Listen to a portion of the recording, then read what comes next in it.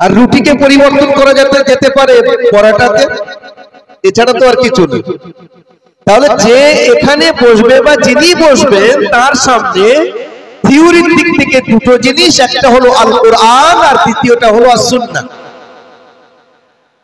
আর সত্তার দিক থেকে একজন হলেন আল্লাহ সুবহানাহু ওয়া তাআলা আর দ্বিতীয় হলেন হযরত মুহাম্মদ মুস্তাফা সাল্লাল্লাহু আলাইহি ওয়াসাল্লাম। এই দুটোকে সামনে রেখে তিনি কথা বলতে বাধ্য। আমি আপনাদের সামনে একটা বিষয় নিয়ে আলোচনা করতে চাচ্ছি, যদি আল্লাহ তৌফিক দেন, কিন্তু তার আগে একটা হাদিসের একটু ছোট্ট আলোচনা। আমরা নাম শুনেছি একটা কিতাব আছে যেটাকে বলা হয় আসাহুল কুতুব বা'দা কিতাবিল্লাহ তাহতা আদিবিস সামাই আলাল আরদ। পৃথিবীর মধ্যে কোরআনে কারীমের পরে সর্বোৎকৃষ্ট কিতাব, সবচেয়ে বিশুদ্ধ কিতাব, তার নাম হলো বুখারী শরীফ। এর কেন, কারণ কি, এর মধ্যে ঢুকলে অনেক লম্বা সময় হয়ে যাবে। কেন, এর উদ্দেশ্যটা কি? সেই কিতাবের মধ্যে যত হাদিস আছে নিজের জায়গায়, হযরত ইমামে আযম ইমামে আবু হানিফা রাহমাতুল্লাহ আলাইহি, তানার ছেলে, তার নাম হলো হাম্মাদ, নিজের ছেলেকে 5টা হাদিস লিখে দিয়ে উপদেশ দিয়েছেন 5 লক্ষ হাদিসের মধ্যে থেকে বার করে।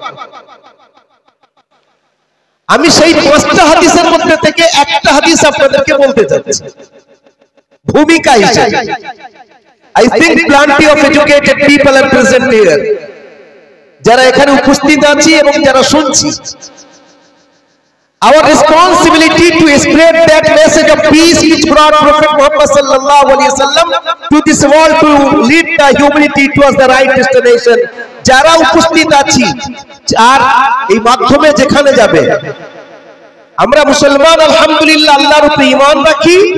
আর ইসলাম আর মুহাম্মদ সাল্লাল্লাহু আলাইহি ওয়াসাল্লাম কেবলমাত্র একটা যুগের জন্য আর একটা জাতির জন্য আসেনি। আমরা যদি বলি হযরত মুহাম্মদ সাল্লাল্লাহু আলাইহি ওয়াসাল্লাম কেবলমাত্র আমাদের নবী, এটা অর্ধ সত্য, পুরো সত্য না। পুরো সত্য কি? কুল ইয়া আইয়ুহান নাস ইন্নী রাসূলুল্লাহি ইলাইকুম জামিআ। Say, O my prophet, I was sent as the last and greatest messenger for whole human beings who are living in this world.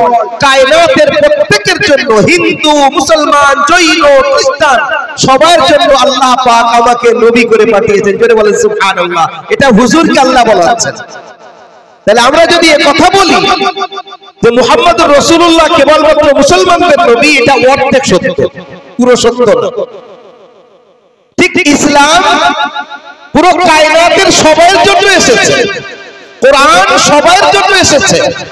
যারা এটাকে গ্রহণ করলো তারা কামিয়াব হলো, যারা এটাকে রিফিউজ করলো তারা নাকাম হলো। যে কথাটা বলছিলাম হাদিসের ব্যাপারে, যে হাদিসটা ইমামে আবু হানিফা রাহমাতুল্লাহ আলাইহি নিজের ছেলেকে যে 5টা হাদিস লিখে দিয়েছিলেন, তার মধ্যে থেকে একটা হাদিস যেটা ইমামে বুখারী একদম শুরুতে এনেছেন। কি সেটা? সেটা হলো, ওটা বোঝার আগে একটা উপমা দিয়ে একটু বুঝলে সুবিধা হবে। খানিক পরে একটা নামাজ আসবে, নামাজটার নাম কি? ফজরের নামাজ। নামাজের কথাই এসে গেছে যখন, একটু হালকা কথা বলি। আপনারা প্রত্যেক বছরে জলসা দেন শুনলাম, আলহামদুলিল্লাহ, যুবক ভাইরা জলসা দেন। গ্রামের মানুষ, আবাল বৃদ্ধ বনিতা সবাই মিলে সাপোর্ট করেন, তাই না? এত বড় জলসা হচ্ছে। জলসার একটা লাভ আছে যে আপনারা বসলেন, শুনলেন, কিছু দ্বীনি ধর্মের আল্লাহ রাসূলের জীবনী নিয়ে আলোচনা হলো, কোনো সন্দেহ নেই এটা লাভের জিনিস। কিন্তু এই লাভটাকে আরো দীর্ঘায়ু করার জন্য, এটাকে আরো বাড়ানোর জন্য পদ্ধতি হবে সেইগুলোকে নিজের উপরে আরো অ্যাপ্লাই করা, যে কথাগুলো আসবে। তার মধ্যে থেকে একটা বড় জিনিস হলো নামাজ। নামাজের কথা এসে গেছে, একটু বোঝানোর জন্য বলছি। দেখেন, আমরা রোজা রাখি, তার একটা লাভ আছে। হজ করি তার লাভ আছে, যাকাত দি তার লাভ আছে, কিন্তু একটা সময় গিয়ে রোজাও আপনি নাও রাখতে পারেন, হজ আপনি নাও করতে পারেন, যাকাত আপনি নাও দিতে পারেন। বলে রোজা নাও রাখতে পারি মানে ভুল বুঝবেন না যেন। খুব অসুস্থ কেউ, ডক্টর বাবু বলছেন আপনার জন্য রোজা চলবে না। আপনি যদি রোজা রাখেন আপনার শরীরে শুধু ক্ষতি হবে না, আপনার এক্সপায়ার হয়ে যাওয়ার সম্ভাবনা আছে। আপনার সুগার খুব হাই, রোজা রাখা যাবে না। মুফতিদের কাছে জিজ্ঞাসা করেন, যদি সব ডাক্তারের একমত হয় তাহলে আপনার রোজা রাখার দরকার নেই, তার পরিবর্তে আপনি ফিদিয়া দেন। শরিয়ত এটাকে বলেছে, অনুমতি দিয়েছে। তবে রোজার লাভ কি এ কথার একটু আলোচনা করে যাই। আপনারা আশ্চর্য হবেন, জাপানের একজন ডক্টর বাবু তিনি একটা জিনিস মানুষের সামনে এনেছিলেন, সেটা হলো যে আজকাল আপনাদের এরিয়ার মধ্যে আমাদের এরিয়ার মধ্যে প্রায় প্রায় গতকাল একজনের আমরা জানাজা পড়লাম, একটা মহিলার তার ক্যান্সার হয়েছে, আর ক্যান্সার নো অ্যানসার, ক্যান্সারের উত্তর নেই। ও 1-2 বছর 3 বছর তারপরে চলে যাবে, টাকাও যাবে আর ও রুগীও যাবে। 2017 সালে জাপানের একজন ডক্টর বাবু তিনি নোবেল প্রাইজ পেয়েছিলেন। নোবেল, আপনারা জানেন নোবেল প্রাইজ পৃথিবীর সবচেয়ে দামি প্রাইজ হয়। কেন পেয়েছে জানেন? উনি খুঁজে বার করেছেন যে ক্যান্সার যেন না হয় তার পদ্ধতি কি হতে পারে। এইটাকে সামনে রেখেছেন যখন বিশ্বের সামনে, তখন তারা মানতে বাধ্য হয়েছে যে এনাকে নোবেল দেওয়ার দরকার। ক্যান্সার কেন হয় এর কারণটা খুঁজে বার করেছেন। বলছে কি, বলে যে খাদ্যটা আমরা খাই, কিছু খাদ্য তো আমাদের পেশাব পায়খানার আকারে বার হয়ে চলে যায়, কিছু খাদ্য ব্লাডে পরিবর্তন হয়ে আমাদেরকে জীবন্ত রাখার করতে ব্যাপারে আমাদেরকে সাহায্য করে, কিছু ঘামের আকারে শরীর থেকে বার হয়ে যায়, আর কিছু খাদ্য আমাদের শরীরের জায়গা জায়গায় মেদ আকারে জমে যায়। এবারে উনি কি বলছেন, বলে ওই যেগুলো জমে যায় ওই খাদ্য একটা সময় গিয়ে পচন ধরে পচা শুরু করে, যখন পচে সেটা টিউমারে পরিবর্তন হয়, ওই টিউমারটা ঘাতক আকার নেয়, রূপ নেয়, তখন ওটাকে ক্যান্সারে পরিবর্তন করে দেয়। এবারে শোনেন, ওই ডক্টর বাবু বলছেন যদি কেউ অটোফেজি করে তাহলে তার ক্যান্সারের সম্ভাবনা 70% কমে যাবে। অটোফেজি কি জিনিস? ডক্টর বাবু বলছেন অটোফেজির মতলব হলো কোন ব্যক্তি অ্যাটলিস্ট 1 মান্থ ইন আ ইয়ার, কমপক্ষে বছরে একটা মাস, সে সূর্য ওঠার আগে থেকে খাওয়া পান করা বন্ধ করবে সূর্য ডোবার পর পর্যন্ত। যদি এটা করে তাহলে লাভ কি হবে? এটাকে উনি বলছেন অটোফেজি। লাভ কি হবে? বলছে আমাদের শরীরের মধ্যে যে সমস্ত বর্ধিত মেদ জমে আছে, মনে করেন আপনি প্রত্যেকদিন সকালবেলা 8টার সময় নাস্তা করেন, আপনাকে সকালে নাস্তা দেওয়া হলো না, আপনি খেলেন না, তখন পেট এমন ঘড়ি ও বলবে আমাকে নাস্তা দাও। আপনার অভ্যাস হলো 12টার সময় খানা খাওয়ার, আপনি 12টার সময় খানা খাচ্ছেন না, তো পেট বলবে আমাকে খেতে দাও, আপনি দিচ্ছেন না। যখন সময় মতো খাদ্য দিচ্ছেন না, নাস্তা দিচ্ছেন না, পেট তো আর চুপ করে থাকবে না, ও চাঁতা ঘুরবে। কি হবে জানেন? তখন আমার আপনার শরীরের মধ্যে যেগুলো বাড়তি মেদ আছে ওগুলোকে ও খাওয়া শুরু করবে। ও চুপ করে বসার বস্তু না, ও তো নিজের খাদ্য গ্রহণ করবেই যেভাবেই হোক, তখন নিজের মধ্যে যেগুলো বাড়তি জিনিস আছে সেগুলো খাবে।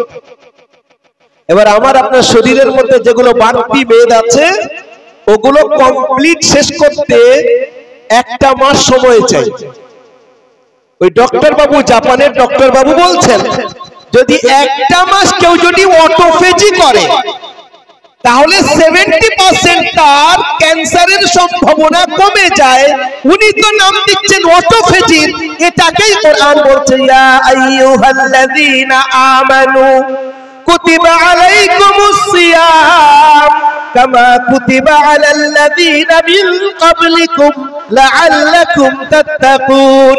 ঈমানদাররা, তোমাদের উপরে রোজা ফরজ করা হয়েছে, যেমন নাকি রোজা ফরজ করা হয়েছিল অন্য উম্মতের উপরে, তোমাদের একার উপরে ফরজ করা হয়নি, যাতে তোমরা তাকওয়া অর্জন করতে পারো।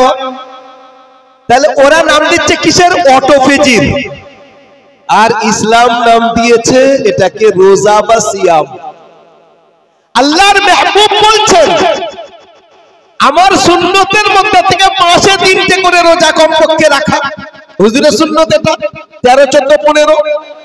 তো বছরে 1 মাস রাখছি, আর তার সঙ্গে সঙ্গে সুস্থতা বজায় রাখার জন্য যদি মাসে 3টে করে রোজা রাখা যায় আরো সুস্থ থাকবে। যারা আমরা রোজা রাখি না, আল্লাহ মাফ করুক, নিজেরাই দেখি যে আমরা নিজেরা ডক্টরের কাছে নিজেদেরকে এগিয়ে দিচ্ছি। এটা রোজার কথা হঠাৎ এসে গেছে তাই বলছিলাম, আসলে আছে নামাজের মধ্যে পরিস্থিতি কি? রোজা আপনার মাফ হতে পারে অসুস্থ হওয়ার কারণে, ডক্টরের অনুমতি নেই। আপনি গরিব মানুষ, হজ আপনার উপরে ফরজ না, যাকাত আপনার উপরে ফরজ না, কিন্তু একটা জিনিস আছে যার ব্যাপারে কোনো কম্প্রোমাইজ চলবে না। No compromise about that matter. আপনি সুস্থ দাঁড়িয়ে নামাজ পড়তে পারছেন, দাঁড়িয়ে পড়েন। যদি দাঁড়িয়ে না পড়েন তাহলে বসে পড়েন, বসে না পড়তে পারেন তাহলে শুয়ে পড়েন, তাও না পারেন তাহলে আপনি ইশারায় পড়েন।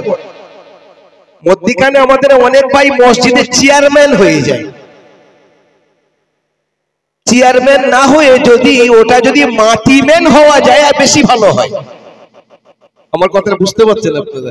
ফট করে একটা মশলা এসে গেছে বলছি আপনাদের। আলহামদুলিল্লাহ মিদনাপুরে আলেমের কমি নেই, জিজ্ঞাসা করে নেবেন যে একজন ব্যক্তি চেয়ারে বসে পড়া আর মাটিতে বসে পড়া কোনটা উত্তম? হযরত মাওলানা আইজুল হক কাশেমী মুত্তাসিমুল আলী মাজুর মানুষ, উনি কিভাবে নামাজ পড়েন দেখেন। মাটির উপরে বসে নামাজ পড়া চেয়ারের থেকে যদি আপনি মাটির উপরে বসে পড়তে পারেন ওটাই সঠিক। চেয়ারের থেকে দূরে সরে গিয়ে আল্লাহর সামনে চেয়ারম্যান না বানাই ভালো, আল্লাহর সামনে আল্লাহর পায়ে মাথা রাখাটা সবচেয়ে উত্তম। আমার এই লম্বা মশলা, আমি মশলার মধ্যে এখানে ঢুকছি না। তো বলছিলাম একটা দিকে, এই অন্য দিকে আপনি যদি ওযু করতে পারেন তাহলে ওযু করে নামাজ পড়েন, ওযু যদি না করতে পারেন তাহলে তায়াম্মুম করে নামাজ পড়েন। এটা তো একটা দিক বলছি, একটু অন্য দিকে আসি। নামাজের মধ্যে রোজা আছে, হজ আছে, যাকাত আছে, বলে এটা তো নতুন জিনিস শুনছি।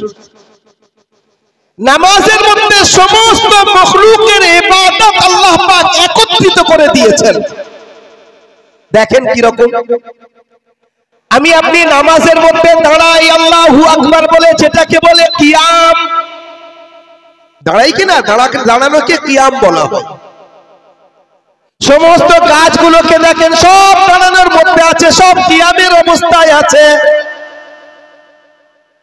আমি আপনি যদি নামাজের মধ্যে যখন রুকুতে যাই, যত চতুষ্পদ জন্তু আছে, গরু ছাগল থেকে নিয়ে সব রুকুর মধ্যে আছে। আমরা সেজদার মধ্যে যাই, যত কীট পতঙ্গ আছে, সাপ বিছে থেকে নিয়ে শুরু করে এই ধরনের যত পোকামাকড় আছে সব সেজদার মধ্যে পড়ে আছে। আর আমি আপনি যে নামাজের মধ্যে বসি আত্তাহিয়াতুতে, যারা পাহাড় দেখেছেন খেয়াল করেন যেন আত্তাহিয়াতুতে বসে আছে ওরা।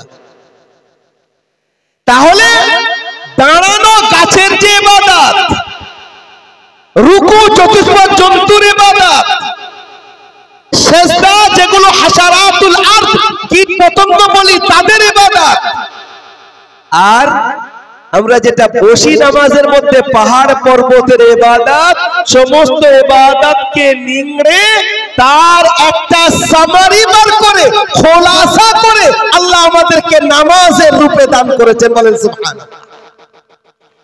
সেই নামাজ আল্লাহ সুবহানাহু ওয়া তাআলা দয়া করে আমাদেরকে দিয়েছেন আর যত হুকুম এসেছে সমস্ত হুকুম দুনিয়াতে, কিন্তু বিশেষ গিফট দেওয়ার জন্য নিজের মাহবুবকে আল্লাহ নিজের কাছে ডাক করিয়েছেন। ইতিহাস আমরা জানি, ও ঘটনার মধ্যে ঢুকতে চাচ্ছি না, বাস এতটুকু, আল্লাহর কাছে আল্লাহর রাসূলকে আল্লাহ ডাক করিয়েছেন। সিদরাতুল মুনতাহার ওপারে হুজুর যাচ্ছেন, আর কেউ নেই সঙ্গে। আল্লাহর সঙ্গে কথা হচ্ছে, আল্লাহ রাসূলের জবানে মুবারক থেকে বার হচ্ছে আত-তাহিয়াতু লিল্লাহি ওয়াস-সালাওয়াতু ওয়াত-তাইয়্যিবাত।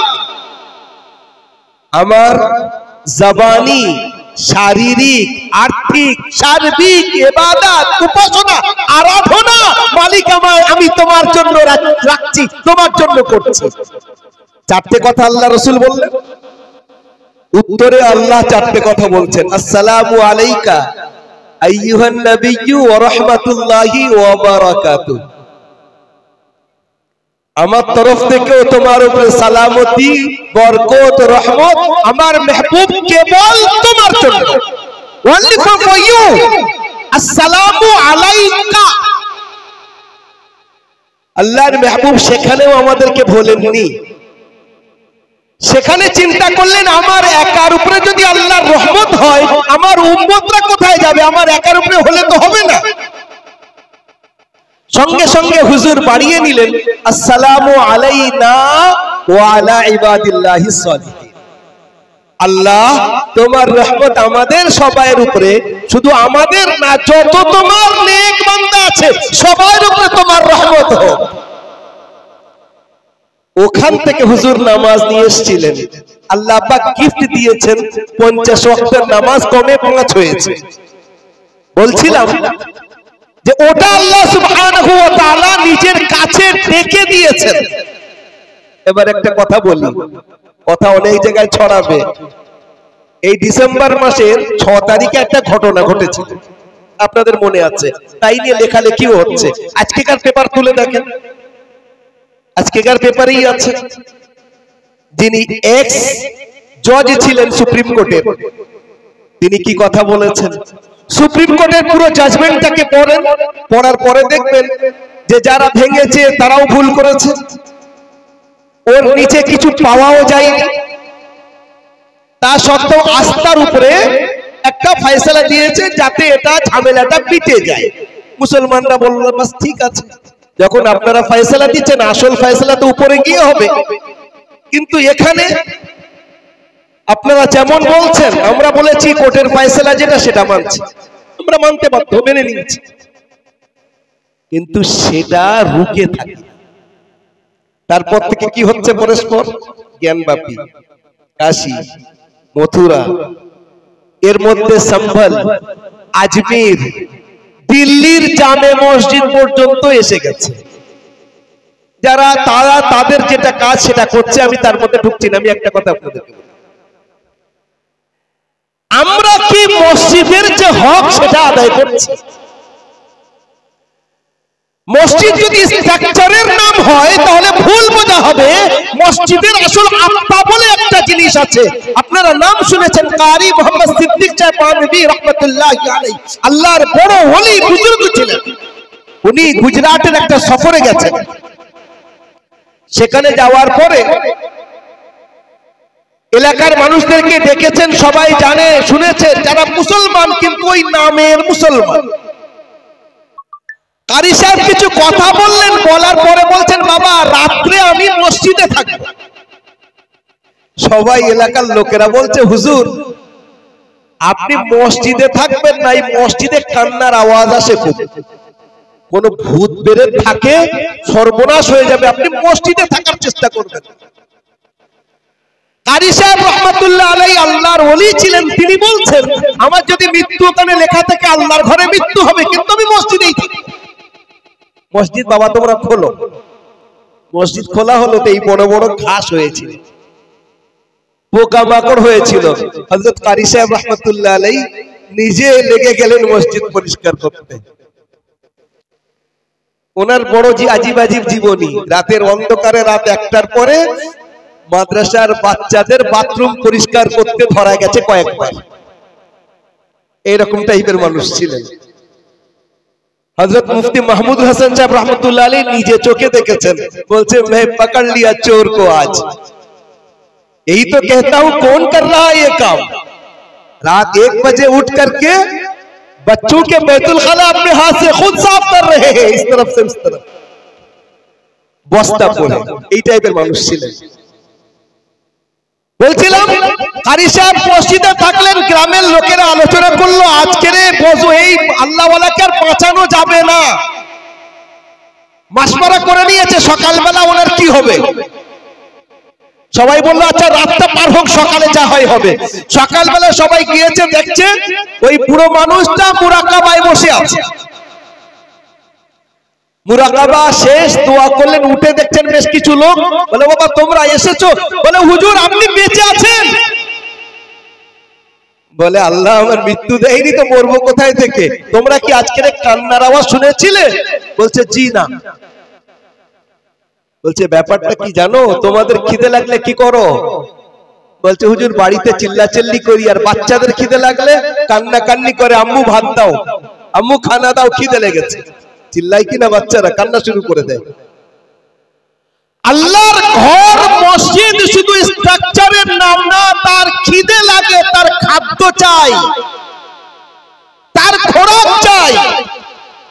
জুমার দিনে যে ভিড়টা আমাদের মসজিদে হয়, যদি ফজরে ওই ভিড়টা হওয়া শুরু হয়, ইনশাআল্লাহ তাআলা আল্লাহর জাতে আশা করা যায় আল্লাহর তরফ থেকে ওই রকম মদদ আসবে যেমন আগে এসেছে। কিন্তু আপনারা বলেন, আমি আমাকে বলি একটু চিন্তা করে দেখি তো, মসজিদের উপরে কোনো কথা আসলে রাগ হয়ে যায়, মসজিদ নিয়ে এত বড় কথা। কিন্তু সেই মসজিদের হক কতটা আমাদের দ্বারাই আদায় হচ্ছে। কিয়ামতের দিন আল্লাহর মেহবুবের সামনে আমাদের দাঁড়াতে হবে। আমি কথা বন্ধ করিনি, যেটা আমি হাদিস শুরু করেছিলাম সেই জায়গায় নিয়ে যাব। হঠাৎ একটু কথা এসে গেছে তো একটু হালকা আলোচনা। আল্লাহর মেহবুবের সামনে আমাদের দাঁড়াতে হবে। হুজুর যদি জিজ্ঞাসা করেন আমি যে দিন, যে ধর্ম, যে ইসলাম তোমাদের জন্য রেখে এসেছিলাম, বলো আমার কোন জায়গায় কুরবানির কমি ছিল? পৃথিবীর মধ্যে যত রিফর্মার্স এসেছেন, যত বড় ব্যক্তিত্ব এসেছেন, আপনারা নাম শুনেছেন, একটা বই আছে তার নাম হলো দ্য 100 মানে 100 মনীষীর জীবনী। তার মধ্যে হযরত ঈসা আলাইহিস সালামের জীবনী আছে, নিউটনের জীবনী আছে, আইনস্টাইনের জীবনী আছে, বড় বড় ব্যক্তিদের জীবনী। যে লিখেছে সে একজন খ্রিস্টান, তার নাম হলো মাইকেল হার্ট। সেই ব্যক্তি লিখতে গিয়ে লিখছে যে আমি একজন খ্রিস্টান হওয়া সত্ত্বেও আমি সবচেয়ে প্রথমে হযরত মুহাম্মদ মুস্তাফা সাল্লাল্লাহু আলাইহি ওয়াসাল্লামের জীবনীকে শুরুতে লিখতে বাধ্য হচ্ছি। কেন? বলে আমি স্টাডি করেছি ওনার জীবনীকে, deeply I studied about his honourable life. আমি খুব মন দিয়ে পড়েছি ওনার জীবনীকে যতটুকু সম্ভব হয়েছে। ওনার মতো পুরো হিস্ট্রিতে আমি দ্বিতীয় কাউকে পাইনি। কি করেছেন তিনি? ওই ব্যক্তি লিখতে গিয়ে লিখছেন সবাই সাপোর্ট পেয়েছে, কেউ পড়াশোনা করেছে, দূর পর্যন্ত গিয়েছে, এত অল্প সময় নিজের চরিত্রের দ্বারাই পুরো বিশ্বের মধ্যে আলোড়ন শুধু সৃষ্টি না, পুরো একটা জগৎকে, যাদের দিলকে পরিবর্তন করে দিয়েছেন। যারা আগে মূর্খতার পাতালে বাস করত, তারা শিক্ষার উচ্চতায় স্বর্গে চলে গেছে এবং তারা বিশ্বকে লিডিং করেছে। এটা মুহাম্মদুর রাসূলুল্লাহ সেই কারনামা, যেটা ওনার পূর্বে দ্বিতীয় কারোর জীবনে আমরা পাই। একবার জোরে বলেন সুবহানাল্লাহ।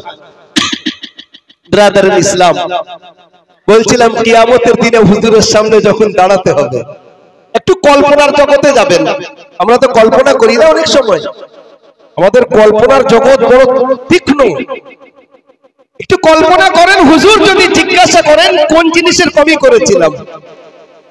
কোন ছেলে যখন দুষ্টুমি করে তো আব্বু বলে কি না, তোর কিসের কমি করেছি?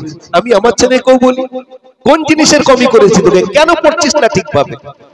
আপনিও আপনার বাচ্চাকে বলেন তুই যা চাস তাই দি, তাও কেন কথা শুনিস না? হুজুর যদি বলেন কোন জিনিসের কমি করেছিলাম আমি? আমার জীবনীটা তোমাদের সামনে ছিল না? আমার মাথা থেকে নিয়ে পা পর্যন্ত কোন জায়গায় আঘাত হয়নি? মাথায় ইবনে কুমাইয়া এসে আঘাত করেছে, খোদ ভিতরে ঢুকে গেছে, দাঁত মুবারক শহীদ হয়েছে, গলায় গামছা দিয়েছে। আর যখন হুজুর সিজদায় গিয়েছেন, উকবা ইবনে আবি মুআইদ উটের ভুঁড়ি নিয়ে এসে পিঠের উপরে চাপিয়ে দিয়েছে। আর তায়েফের ময়দানে তো পুরো শরীর রক্তাক্ত হয়েছে, এমন ভাবে যে জুতো মুবারক জমে গেছে রক্তের মধ্যে, জুতো আলাদা হচ্ছে না। সেই নবী যদি আমাদেরকে জিজ্ঞাসা করেন কি করেছো তোমরা আমার জন্য, এই জন্য ব্রাদার ইসলাম কথাটা এসে গেছে। প্রত্যেক বছরে আমার যুবক ভাইরা, মা বোনেরা শুনছেন, প্রত্যেক বছরে আপনারা প্রোগ্রাম করছেন, আমার যুবক ভাইরা করেন, আলহামদুলিল্লাহ, তাদের সাপোর্ট আরো বেশি করে করেন। কিন্তু তার সঙ্গে সঙ্গে আসেন আমরা আমাদের জীবনের একটু পরিবর্তনের দিকে নিয়ে যাই। জি, আবার শুরুতে সেই হাদিসে যাচ্ছি, যে হাদিসের ব্যাপারে আমি শুরুতে বলেছিলাম ইমামে বুখারী রাহমাতুল্লাহ আলাইহি একটা হাদিস উল্লেখ করেছেন। বলছিলাম যে ফজরের নামাজ আপনারা যারা শুরুতে আছেন তাদের মনে আছে হয়তো, বললাম একটা হাদিস নিয়ে কথা বলবো। প্রথম ফজরের নামাজ একটু পরে সকালের দিকে ইনশাআল্লাহ আমরা পড়ব। সেই ফজরের নামাজের 2 রাকাত 4 রাকাত নামাজ, 2 রাকাত হলো সুন্নাত, 2 রাকাত হলো ফরজ। একই নামাজ, একটা সুন্নাত আর একটা ফরজ কি করে হচ্ছে? সুন্নতে একটা সিজদা আর ফরজে 2টো সিজদা 1 রাকাতে, এরকম কোন ব্যাপার আছে?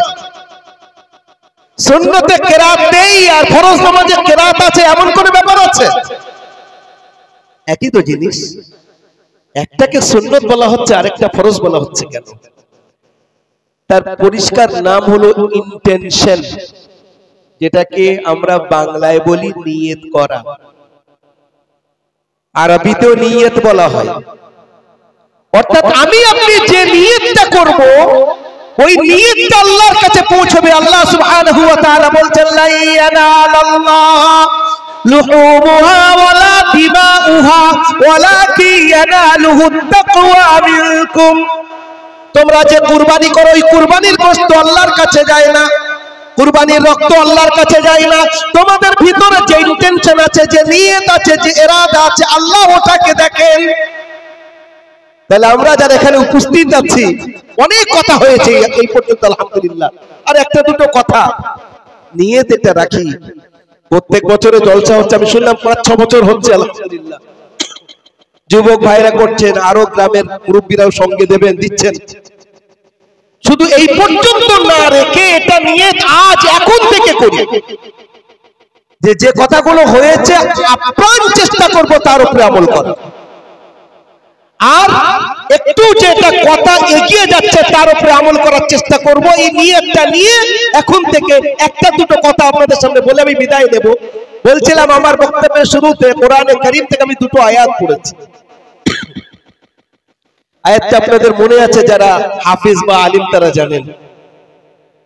আর একটা হাদিস পড়েছি, নবী করিম সাল্লাল্লাহু আলাইহি ওয়াসাল্লামের অনেক গুণ আমাদের ব্রেন, আমাদের লেখনী, আমাদের বক্তব্য, আমাদের তাসাউর, আমাদের ইমাজিনেশন, আমাদের খেয়াল সেই পর্যন্ত যাবে না যেটা হযরত মুহাম্মদ মুস্তাফা সাল্লাল্লাহু আলাইহি ওয়াসাল্লামকে আল্লাহ পাক দিয়েছিলেন। শুধু একটা ছোট্ট হাদিসের কথা বলছি। হুজুরের যেদিন জন্ম হয়, দুনিয়াতে যেদিন হুজুর আসেন, সেই দিনে হযরত আমেনা উনি বলছেন সেদিনটা কি ছিল? 22 এপ্রিল 570 খ্রিস্টাব্দ সোমবার। এবার আরবি তারিখের ব্যাপারে মতবিরোধ আছে। আরবি তারিখ আমি এখানে বলছি না, 9 আছে, 12 আছে, কেউ 2 বলেছেন। কিন্তু আমি ইংরেজি তারিখটা যেটা সেটা বললাম। আর তার সঙ্গে সঙ্গে 4:30 দিকে, ভোর 4:30 দিকে হুজুর দুনিয়া এসেছেন। ভোরের বেলা সূর্য উদয় হচ্ছে মক্কা নগরীতে দুনিয়ার অন্ধকারকে আলোকিত করার জন্য আর পৃথিবীর গুমরাহিকে দূর করার জন্য হযরত মুহাম্মদ মুস্তাফা সাল্লাল্লাহু আলাইহি ওয়াসাল্লাম তানার আলো তানার নূর আল্লাহ দুনিয়াতে দিচ্ছেন। জি, তিনি যখন আসেন অনেক বৈশিষ্ট্য ছিল, আমি দুটো তিনটে কথা আপনাদেরকে বলছি। এক নম্বর হলো হুজুরের মা বলছেন হযরত আমেনা যে আমার বাড়িতে যেদিন হুজুর জন্ম নেন, অনেক মুহাদ্দিসিন অনেক ঐতিহাসিকরা এই কথাটা লিখেছেন, হাসায়েসে কুবরার মধ্যে আরো অনেক জায়গায়। সেটা কি, যেদিন জন্ম নেন ইন্নাহু তাওয়াল্লাদা বিসালাসি খিসাল, তিনটে বৈশিষ্ট্য নিয়ে হুজুর জন্ম নিয়েছেন। এক নম্বর যেটা, সেটা হলো বাচ্চা জন্ম নেওয়ার পরে তার শরীরে ময়লা থাকে, দুধ মারা নার্সরা দায়ীরা গায়ারা তাকে পরিষ্কার করে। আল্লাহর মেহবুব জন্ম নিয়েছেন, শরীর মুবারকে ময়লা তো দূরের কথা, একটা নূরের পুতুল আল্লাহ পাক দুনিয়াতে পাঠিয়েছেন, বলেন সুবহানাল্লাহ। প্রথম নম্বর। দ্বিতীয় নম্বর হলো মাকতুউস সুররা, বাচ্চাদের নাড়ি কাটতে হয়, হুজুরের নাড়ি কাটার প্রয়োজন ছিল না, মায়ের পেট থেকে সে ব্যবস্থা আল্লাহ করে দুনিয়াতে পাঠিয়েছেন। আর তৃতীয় নম্বর হলো বাচ্চাদের দুনিয়াতে আসার পর পর আমরা 1 বছর 2 বছর কয়েক বছর পরে, বাঙালিরা দেরি করে বেশি, কি করে মুসলমানি দেয়, খাতনা করে। আল্লাহর মেহবুব মায়ের পেট থেকে খাতনা করা অবস্থায় দুনিয়াতে এসেছেন। হযরত আমেনা বলছেন যে আমার পাশে আমার বাচ্চাকে শোয়ানো আছে, দেখছি যেন আমার হঠাৎ মাথার উপর থেকে, আমার মাথার যে ছাদটা ছিল তখনকার ছাদ কি ওই খেজুরের পাতা দিয়ে আর মাটি দিয়ে ছাদ হতো তখন, তো ছাদ যেন ফেটে গেছে আর আমার ঘরটা কুয়াশায় ভরে গেছে। তারপরে যেন আমি আমার বাচ্চাকে দেখতে পাচ্ছি না। এপ্রিল মাসে আরবে কুয়াশা হয় না, বলে আমি আমার বাচ্চাকে খুঁজছি, ফামা ওয়াজাদতুহু, বাচ্চা খুঁজে পাচ্ছি না। হঠাৎ কি কানে আসছে, তুফু বিহি মাশারিকাল আরদি ওয়া মাগারিবাহা লিয়ারিফু বিনাতিহি ওয়া সূরাতিহি ওয়া ইসমি। এই বাচ্চাকে পুরো পৃথিবী ঘোরাও যাতে বাচ্চার বৈশিষ্ট্য প্রত্যেকটা মখলুক জানতে পারে। আতুহু খুলুক আদম ওয়া মারিফাত শীস ওয়া খুল্লাত ইব্রাহিম ওয়া ইসতিসলাম ইসমাঈল ওয়া শিদ্দাত মূসা ওয়া ইসমাত ইয়াহইয়া ওয়া যুহদ ঈসা ওয়া আখমিসুহু ফি আখলাকিন নবিয়্যিন। এই বাচ্চাকে হযরত আদম থেকে নিয়ে ঈসা আলাইহিস সালাম পর্যন্ত যত নবী এসেছেন সমস্ত নবীর বৈশিষ্ট্য এই জন্মলগ্নে এই বাচ্চাকে দিয়ে দেওয়া হোক। হঠাৎ আমি এই কথাটা কেন বললাম? এই জন্য যে হুজুরের ব্যাপারে কোনো কিছু বলা আমাদের জবানও সম্ভব না আর কল্পনায়ও সম্ভব না। যে বাচ্চার জীবন শুরু যখন হচ্ছে দুনিয়াতে সমস্ত নবীদের গুণাবলী দেওয়া হচ্ছে, বাকি পরস্পর কত দূর যাচ্ছেন। হাজার বার বশোয়ম দেহম জমশকো গুলাব হনুজ নামে তু গুফতান কামালে বেয়াদবিস। আমি যদি আমার মুখকে 1000 বার যদি মুশক এবং গোলাপ দিয়ে ধুয়ে ফেলি তবুও আল্লাহর মাহবুব তোমার নাম নেওয়া এটা বেয়াদবি হবে। এটা একজন কবি বলছে। আর একটা কবি কি বলছেন, বাদাস খুদা বাস তুই কিসসা মুখতাসার, আল্লাহর পরে তোমার মর্যাদা। আর হুজুরের সভাকবি হযরত হাসান কি বলছেন, মা মাদাহতু মুহাম্মাদান বিমাকালাতি ওয়ালাকিন মাদাহতু মাকালাতি বিমুহাম্মাদিন। আমি মুহাম্মদ সাল্লাল্লাহু আলাইহি সাল্লামকে আমার কাব্যের দ্বারা কোনো প্রশংসা করিনি, বরং আমার কাব্য প্রশংসিত হয়েছে তার কারণ হলো হুজুরকে আমার কাব্যের মধ্যে এনেছি। তো বলছিলাম হুজুরের ব্যাপারে প্রশংসা করে আর হুজুরের এক একটা দিক ধরে সারা জীবন বলতে থাকবো, শেষ হবে না। তার একটা দিক সেইটাকে বর্ণনা করার জন্য কোরআনে কারীমের একটা আয়াত আপনাদের সামনে পড়েছিলাম। কি সেটা? ওয়া ইন্নাকা লাআলা খুলুকিন আযীম। আমার মেহবুব তোমার চরিত্র সর্বোৎকৃষ্ট। হুজুর নামাজে দাঁড়াতেন, নামাজের পরিস্থিতি এমন হতো যে কখনো কখনো পা মোবারক ফুলে যেত, ফেটে যেত,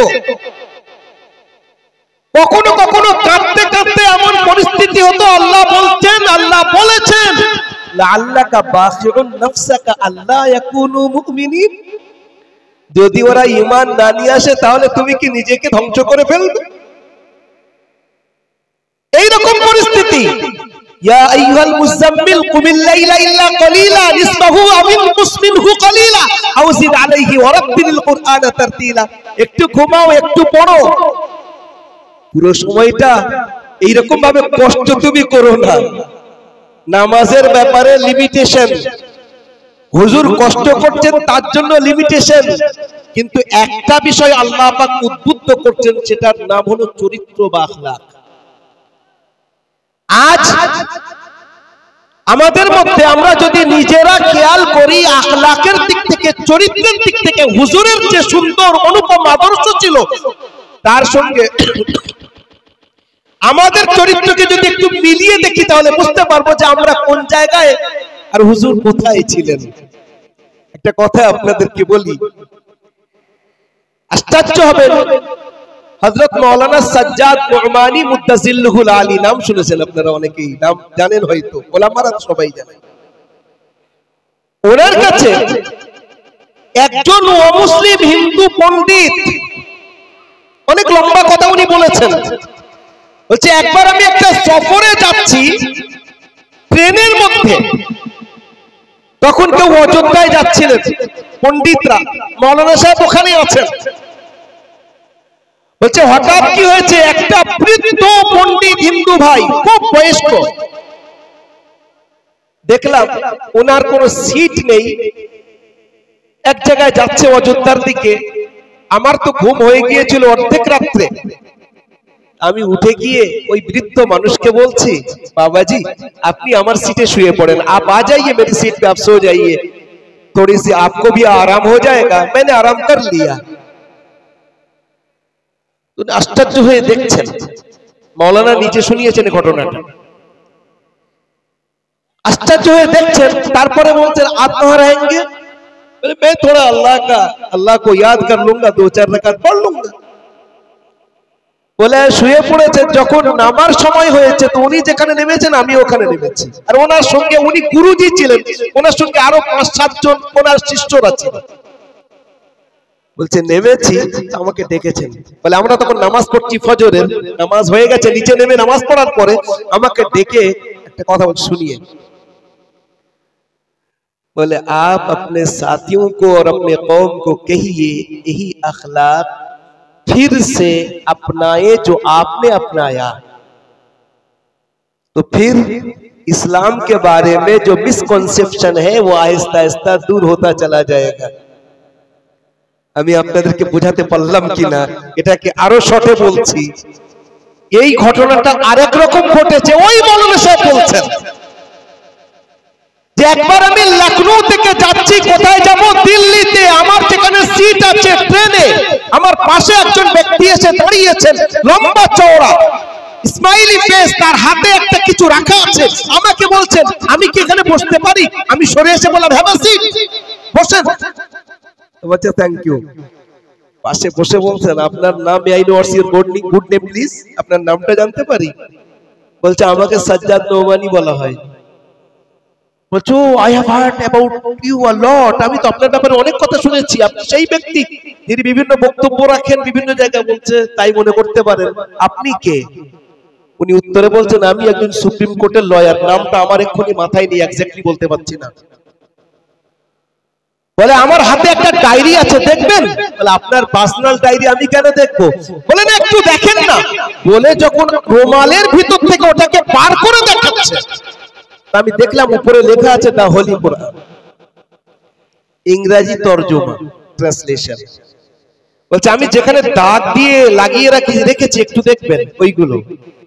তো দাগ লাগিয়ে রেখেছেন একদম পেন্সিল দিয়ে সুন্দর করে, সেখানে আসলে আয়াতটা এটাই হবে। উনি বলছেন কি আয়াত? ওয়ায়ুতিরুনা আলা আনফুসিহিম ওয়ালাউ কানা বিহিম খাসাসা। মুসলমানদের বৈশিষ্ট্য এটা, তারা নিজেদের উপরে অপরকে প্রাধান্য দেয়, নিজেরা অভুক্ত থাকে, অপরকে খানা দেয়, অপরকে খাদ্য দেয়। ওই জায়গায় দুটো ঘটনা লিখেছে। প্রথম নম্বর ঘটনা হলো যে একটা যুদ্ধের মধ্যে একজন সাহাবী নিজের চাচাতো ভাইকে খুঁজতে যাচ্ছে, খুঁজতে গিয়ে দেখছে একেবারে শেষ অবস্থা, পিপাসা লেগে আছে, পানি চাচ্ছে। আলমা একটু পানি হবে? আমি এক্ষুনি আনছি। দৌড়ে গেছে, পানি নিয়ে এসেছে। চাচাতো ভাই বেঁচে আছেন, শেষ অবস্থায় পানি মুখে দিতে যাবে, পাশ থেকে আরেকজন বলছে আলমা পানি হয়? তিনি ইশারা করছেন ওখানে নিয়ে যাও, আমাকে দিও না, আগে ওখানে খাওয়াও। ওখানে গেছে, আরেকজন কি জোরে বলছে আলমা, দ্বিতীয় জন বলছে ওখানে নিয়ে যাও। তৃতীয় জনের কাছে যখন গেছেন তিনি শহীদ হয়ে গেছেন। দ্বিতীয় জনের কাছে যখন এসেছেন তিনি আল্লাহর প্রিয় হয়ে গেছেন। চাচাতো ভাইয়ের কাছে যখন এসেছেন তিনি এই দুনিয়া ত্যাগ করে আল্লাহর জান্নাতে চলে গেছেন। উনি লিখছেন, ওই ব্যক্তি বলছেন, মাওলানা এই ঘটনাটা আপনি পড়লেন? বলছে হ্যাঁ পড়েছি। বলে এইরকম ঘটনা অনেকগুলো আছে। ওর পাশে আরেকটা ঘটনা আছে, এটা বুখারী শরীফে এসেছে। কি সেটা? আল্লাহ রাসূলের কাছে মেহমান এসেছে, হযরত মুহাম্মদুর রাসূলুল্লাহ নিজের বাড়ির ভিতরে 9 জন পরিবার, হুজুরের 11টা স্ত্রী, তার মধ্যে 2 জন হুজুরের জীবদ্দশায় ইন্তেকাল করেছেন, হযরত খাদিজা আর যায়েনব বিনতে খুযাইমা রাদিয়াল্লাহু তাআলা আনহুমা। বাকি 9 জন একসঙ্গে ছিলেন, বাড়ির ভিতরে খবর পাঠিয়েছেন খাবার কিছু আছে, মেহমান এসেছে। 9টা বাড়ি থেকে খবর এসেছে কিছু। আমাদের বাড়িতে কখনো এটা হয়? বাড়িতে কিছু নেই, 9টা বাড়ির থেকে খবর আসছে কিচ্ছু নেই। হুজুর বললেন হ্যাঁ গো, আমার মেহমানকে কেউ নিয়ে যাবে? একজন দাঁড়িয়ে বলছেন ইয়া রাসূলুল্লাহ আযহাবু বিদাইফিকা ইলা বাইতি, আমি আপনার মেহমানকে আমার বাড়িতে আমার মেহমান বানাবো।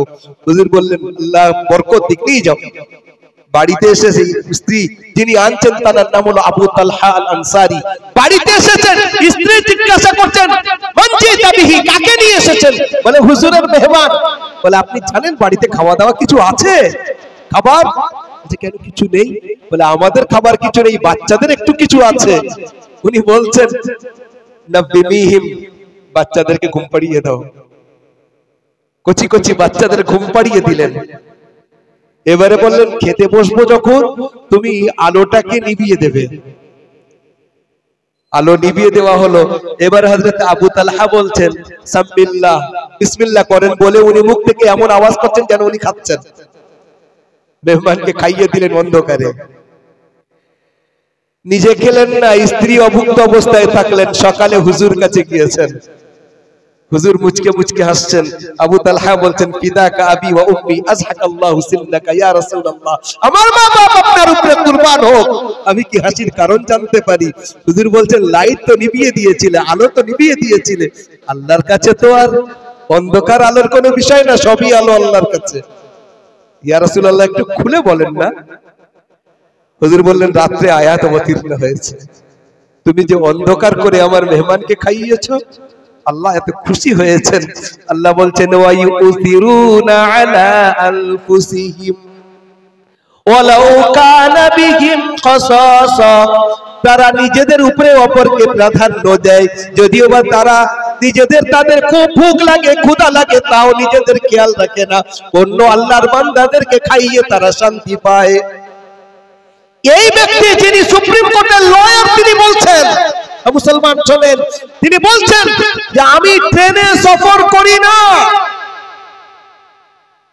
I was so much thirsty, I was looking for peace in my life, আমি প্রচন্ড পেরেশান, আমি শান্তি খুঁজছি, যার কারণে বিভিন্ন ধর্মীয় কিতাব আমি মুতালা করছি, স্টাডি করছি, সব পড়েছি। লাস্টে আমাকে একজন বলল তুমি কোরআন পড়ো তো।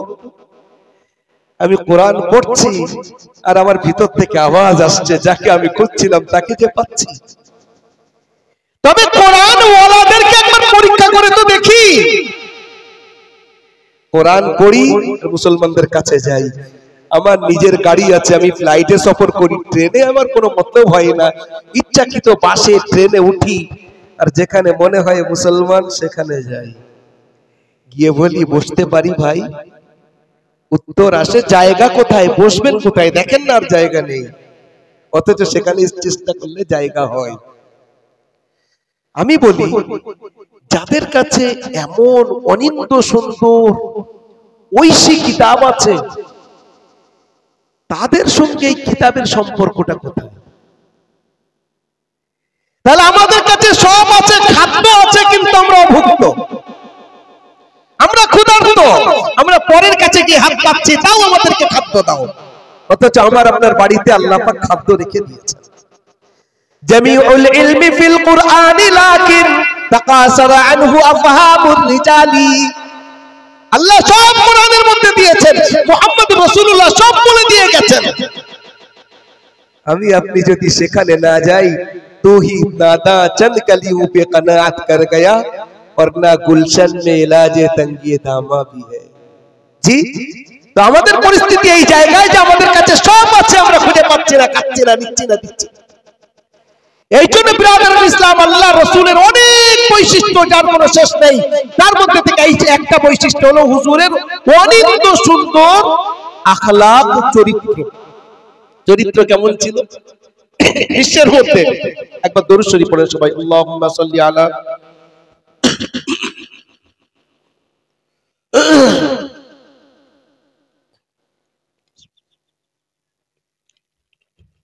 ঠিক আছে, হয়ে যাবে, এক ঢোকের দরকার। বলছিলাম আমি কথা কনক্লুশনে নিয়ে যাচ্ছি, অনেক ছড়িয়ে যাবে, আর পরিস্থিতি এখন সেরকম না, তবু আপনারা মন দিয়ে শুনছেন, এর জন্য আমি আপনাদেরকে হার্দিকভাবে ধন্যবাদ জানাই। যে কথাটা বলছিলাম, আল্লাহর মেহবুবের আখলাক, চরিত্র কেমন। আসেন না আমরা আমাদের নিজেদের চরিত্রটাকে হুজুরের চরিত্রকে সামনে রেখে একটু ঠিক করার চেষ্টা করি। হুজুরের চরিত্র কেমন ছিল, আমি দুটো তিনটে জিনিস আপনাদের সামনে রাখছি। কেমন অনিন্দ সুন্দর চরিত্র ছিল। জাযাকাল্লাহ, মাশাআল্লাহ, জি এটা একটু চাপ দিও বাস, অনেক অনেক ধন্যবাদ। মাল্লাম ইয়াশকুরিল্লাহ লাম ইয়াশকুরিন নাস, এই হাদিসটা আমরা শুনে নিই একবার। যে ব্যক্তি মানুষের শুকরিয়া আদায় করে না, সে আল্লাহর শুকরিয়া আদায় করে। আপনারা ইংরেজদের সঙ্গে যদি কোনো সময় আপনাদের সাক্ষাৎ হয়ে থাকে, দেখবেন যদি কোনো সময় কলকাতায় বেড়াতে যান, দিল্লিতে বেড়াতে যান, জামে মসজিদ, লালকেল্লা, সব ইংরেজরা আসে না, তো আপনি যদি তার একটু কিছু উপকার করে দেন, তার মুখ থেকে আসবে থ্যাংক ইউ। ধরা বাঁধা ফরজ ওদের জন্য।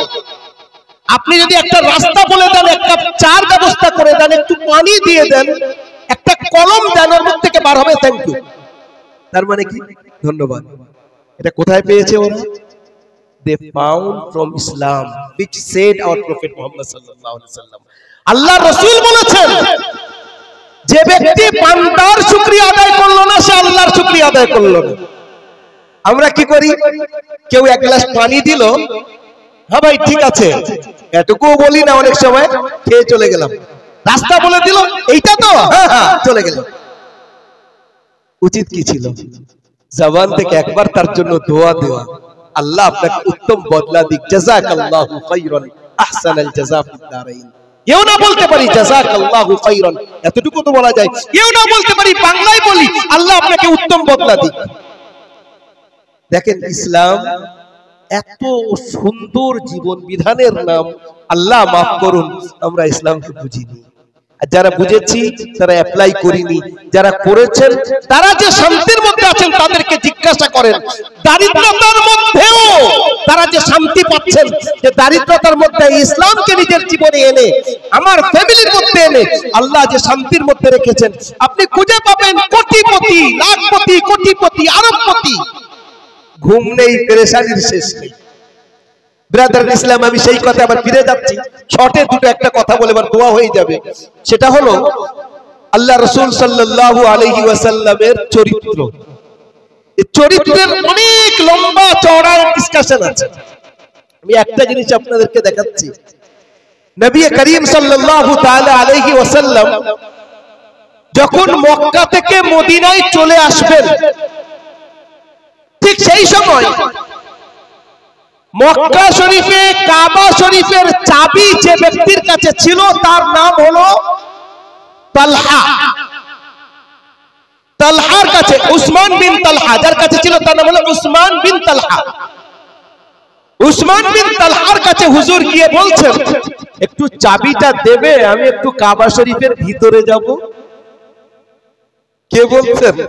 কায়নাতের সর্দার, আল্লাহ পাকের মাহবুব, তিনি বলছেন একটু চাবিটা দেবেন, আমি একটু কাবা শরীফের ভিতরে যাব। উসমান বিন তালহা উত্তরে বলছে, কখনো দেব না। হুজুর বলছেন, একটা সময় আসবে উসমান, তুমি নিজে হাতে চাবি নিয়ে আমার সামনে দাঁড়াবে। বলছে, এটা দিবা স্বপ্ন আপনার, এটা হতেই পারে না, আমরা আপনাকে নবী বলে মানি না, আর কাবা শরীফের চাবি আপনার কাছে দেব, অসম্ভব। হুজুর বললেন, আল্লাহ যদি তোমাকে বাঁচায় আর আমাকে বাঁচায়, তুমি দেখবে নিজে চোখে, তুমি চাবি নিয়ে আমার সামনে আসবে। হুজুর চলে আসলেন, মনের দুঃখে আল্লাহর ঘরে ঢুকতে পারলেন না, মদিনায় চলে এসেছেন। 10 বছর পর মক্কা বিজয় হচ্ছে, হুজুর গিয়েছেন, সব নিজের নিজের জায়গায়, কেউ নিজের ঘরের মধ্যে ঢুকে ঘরের দরজা বন্ধ করে দিয়েছে। হুজুর বললেন, যে নিজের ঘরে থাকবে, দরজা বন্ধ করে রাখবে, সে হেফাজতে থাকবে। যে আবু সুফিয়ানের বাড়িতে থাকবে, সে হেফাজতে থাকবে। সব